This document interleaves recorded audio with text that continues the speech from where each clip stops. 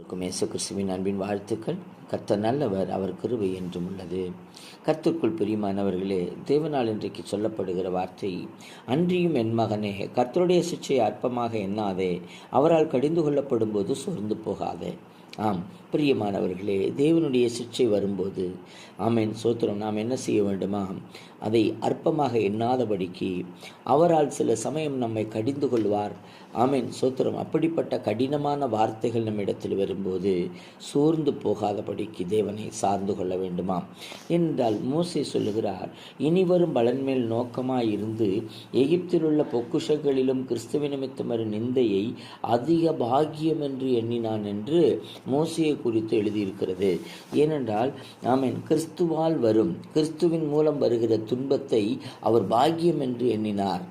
ஆம் பிரியமானவர்களே, இன்றைக்கு நாம் எப்படி இருக்கிறோம்? ஆராய்ந்து பாருங்கள், நிதானித்து பாருங்கள், தேவனிடத்தில்